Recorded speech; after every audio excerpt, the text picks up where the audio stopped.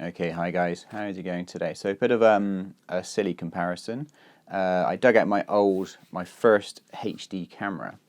So a bit of a kind of a nostalgia trip for me. The reason we're doing this is I was kind of assessing all of my gear, my camera gear. Now over the years, I've invested a lot of money in camera gear, and I'm considering upgrading again. At the moment, my latest cameras are the GH5 and the Sony a7iii.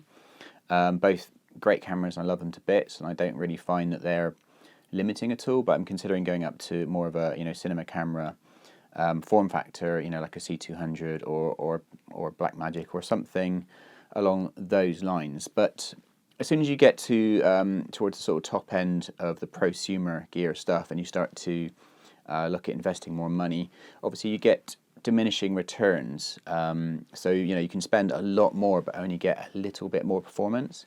So you kind of you have to sort of evaluate these things and consider them. So anyway, I dug up my very first HD camera. Now I had old Betamax cameras, with the separate recorder and the battery and the great big thing over your shoulder. Back in the very first day when for those kind of cameras first became available in the UK to consumers, and they were a lot of money back in the day. My parents bought that. I didn't buy that. I was a little kid, but I had access to those when I was a little kid, and then handy cams, and then my first HD camera, which was kind of the big kind of step up for me back in the day, was the 550D. I think that was called the Rebel. Was it the T3i or something in America? But it's called the 550D over here, and it was the first kind of affordable Canon DSLR that had full HD capabilities, and you could hack it with Magic Lantern. And it was a great little camera. And I've got the plastic fantastic, they called it, the 50mm or the Nifty 50, the 50mm f1.8, which is a really great little lens for the money.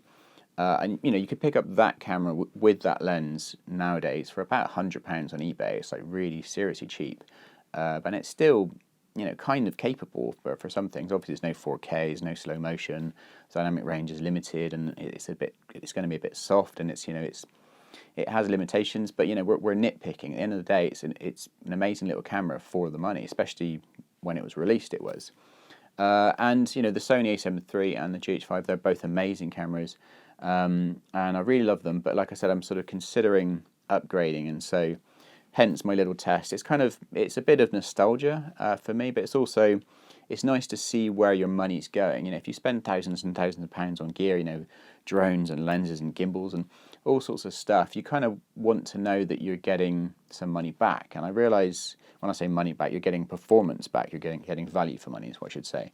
And I realise that equipment isn't the be all and the end all, and the camera isn't as important as what you're pointing the camera at. But at the end of the day, if you're a professional and you're selling your services, you need to be competitive on creative ability and the craft in terms of the skill and the know-how, but you also need to be competitive in terms of the equipment. So, and it's those people that argue that the camera doesn't matter at all, it is kind of silly, because if you're a filmmaker or a videographer, whatever you call yourself, it's one of those art forms where the technology and creativity are entirely entwined, and this is why you do get a lot of real nerdy gearheads that are obsessed with gear. Now, you don't want to just be obsessed with gear, obviously, but it's kind of clear why it attracts that sort of people, that sort of person who are very, they get a little bit obsessive about, pixel peeping and dynamic range. And, I do myself to some degree. I also run around and have fun with my cameras and don't worry about, shaky or blurs, or, I do both. I really do both. But I realise that a lot of the people that come to my channel, they kind of want to see the nerdy stuff. They want to see the technical limitations of this prosumer gear.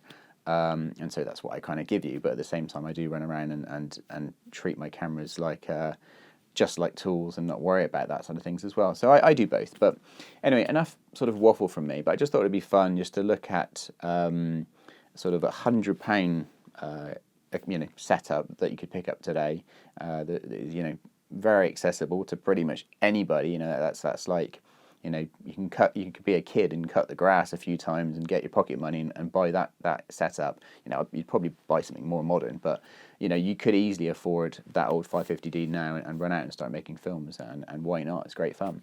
But at the same time, these prosumer cameras that are worth a lot more, You know, what is the quality difference? Anyway, I hope this kind of shows you what the quality difference is on the sort of latest prosumer to, like, you know, very, very basic entry level. And like I said, for me, this is kind of reflecting about my own gear, reflections on my own gear, and whether I do really need to upgrade, and also kind of a bit of nostalgia about where I've come from, hopefully where I'm going. I've certainly learnt a lot in the last few years, and I'm still learning. I'm learning every time I pick up the camera. I learn something, and that's one of the big hooks to filmmaking, is that you're always learning, and so you're never sort of rehashing the same old crap. Well, hopefully you're not. Sometimes you do a little bit, but anyway, enough of waffle from me. I just thought this would be an interesting comparison for some people.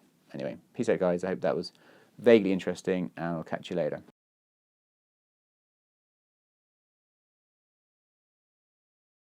Again, at the moment, my latest cameras are the GH5 and the Sony a7iii.